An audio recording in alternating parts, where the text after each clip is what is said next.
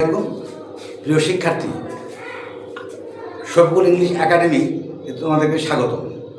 আজ আমার প্রথম পার্ট আর্টিকেলস সম্পর্কে তোমাদেরকে সামান্য একটু ধারণা দেব। দেখো, আর্টিকেলটা কি? আসলে আর্টিকেল মূলত পদাশ্রিত নির্দেশক, পদে আশ্রয় নেয়। সেই ক্ষেত্রে আর্টিকেল হচ্ছে এ অ্যান্ড দিকে আমরা আর্টিকেল বলবো, এ অ্যান্ড দিকে আর্টিকেল বলবো। এবারে দেখো শিক্ষার্থী, আর্টিকেল এ অ্যান্ড দি, এই তিনটাকে আমরা আর্টিকেল বলি। আর্টিকেল সাধারণত দুই প্রকার, একটা হচ্ছে ইনডিফিনিট আর্টিকেলস আর একটা ডেফিনিট আর্টিকেলস।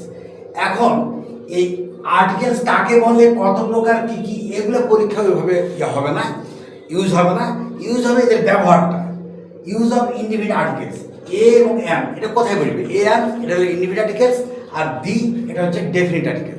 তো আমরা প্রথমেই আলোচনা করব এই ইউজ অফ ইনডিফিনিট আর্টিকেলস, এ এবং এম, এটা কোথায় ইউজ করা হয়। আমরা প্রথমে এম এর ব্যাপারটা নিয়ে নেব। এনটা আমরা কোথায় ইউজ করব? এনটা ইউজ করব A E I O U, পাঁচটা vowel, A E I O U, পাঁচটা ভাওয়েলের পূর্বে আমরা এন ব্যবহার করব। পাঁচটা ভাওয়েলের পূর্বে আমরা এন ব্যবহার করব। কোনো ওয়ার্ডের প্রথম অক্ষর অথবা কোনো নাউনের প্রথম অক্ষর যদি ভাওয়েল হয় তার পূর্বে আমরা এন ব্যবহার করব। যেমন ধরো এখানে এম দিয়েছি, এটা অ্যাপেল। এই অ্যাপেলের প্রথমে দেখো ভাওয়েল আছে, তারপরে এম এগ, এই যে ই আছে, তারপরে ইম্পট, ই আই আছে, অরেঞ্জ ও আছে, আমব্রেলা ইউ আছে। এই যে পাঁচটা ইউজ দেখলাম, যে এ ই আই ও, এই পাঁচটা ভাওয়েলের পূর্বে আমরা সাধারণত এন ব্যবহার করি। এটার কিছু ব্যতিক্রম নিয়ম আছে, আমি তোমাদেরকে পরে জানাবো, একটু দেখে নাও। এক নম্বর নিয়মটা হচ্ছে যে এ ই আই ও, পাঁচটা ভাওয়েলের পূর্বে এন বলবে।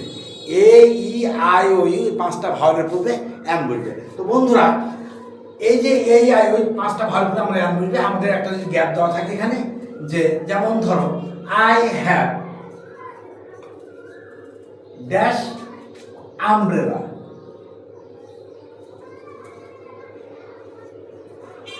আমব্রেলা।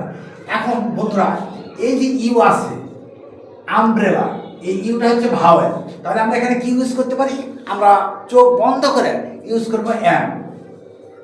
এই যে তুমি একটা নাম্বার পেয়ে গেলে। এইভাবে আমরা আর্টিকেলগুলো কমপ্লিট করব। এর পরবর্তী পার্টগুলো আমরা আগামী দিন শুরু করব। প্রিয় শিক্ষার্থী, ভিডিওটি যদি তোমাদের কাজে লাগে তবে সবগুলো ইংলিশ কর্নারে ভিডিওটি সাবস্ক্রাইব করে দাও।